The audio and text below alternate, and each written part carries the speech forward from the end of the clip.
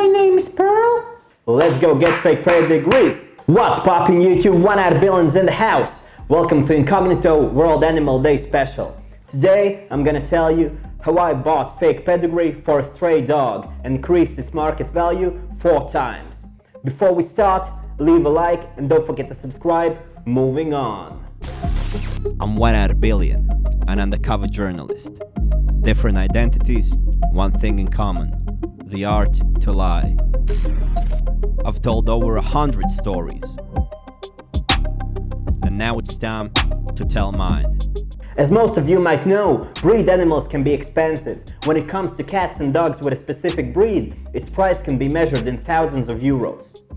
If an animal has a pedigree, it's even more expensive. If pedigree says that animal's parents are champions, price rises even more. For those who don't know what pedigree is, it's an official paper which traces animals' parents, grandparents, and so on. It's like a family tree.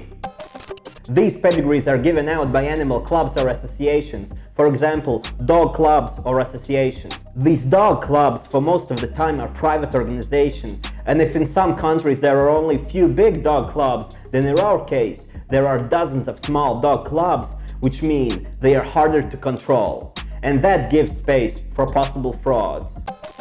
Let's go get fake pedigrees. So I wanted to check if I can buy a fake pedigree for a stray dog. I went to the dog shelter and asked if they have some breed puppies. They had one puppy who kinda looked like Central Asian Shepherd dog. His name was Banjo, and he wasn't a pure breed but a mixture of different breeds. So I got his documents and started working on my fictive story.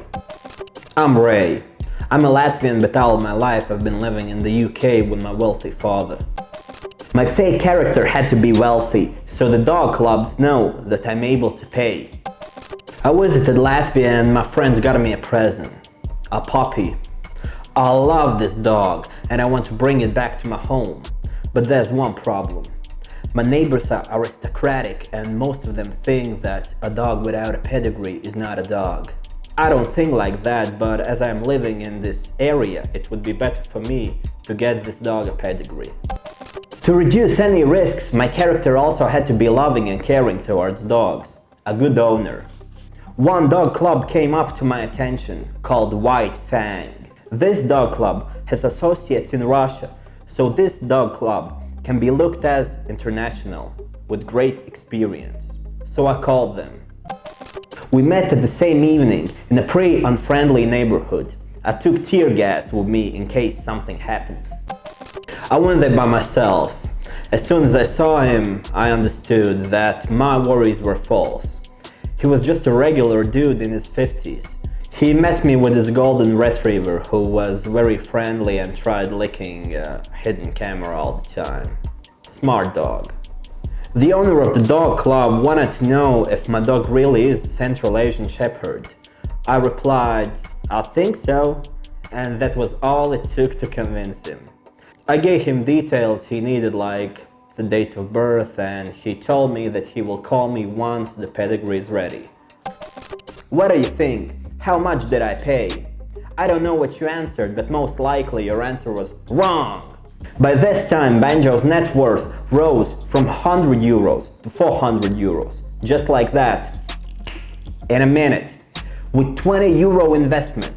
A great deal if you ask me. Now Banjo is a son of aristocratic breed dogs. His mom is called Cherry and father Bai, which translated from Chinese means white. There's also information about his grandparents and even further generations. This guy never saw the dog, but he gave me the pedigree. He asked if I want to breed Banjo with his dogs. It's interesting how this guy is breeding 2 breeds, Central Asian and a golden retriever, in this 2-room flat. But that's a story for next episode, where we will talk about illegal breeders and how they export dogs to different countries. Conclusions. Lesson number 1. If your dog has a pedigree, it doesn't mean that it's real. Even international pedigrees can be faked. Lesson number 2. Visit a vet before buying a dog. There's nothing wrong with dogs with health problems, and I salute to all people who are taking care of unhealthy animals. But if you spend a fortune on buying an unhealthy dog, Once you get used to it, there's no way back.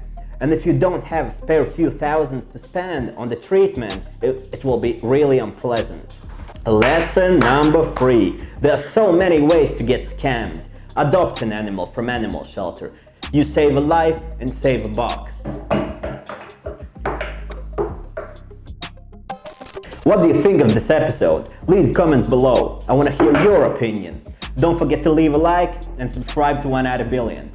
If you're generous enough to support this channel, PayPal cryptocurrency donations are accepted. Links are in the description. I also have a Patreon page, and I would like you to become my patron. Any kind of support is appreciated. I'm 1 out of billion, and I'm Ray. My name is Pearl. Peace out. Incognito.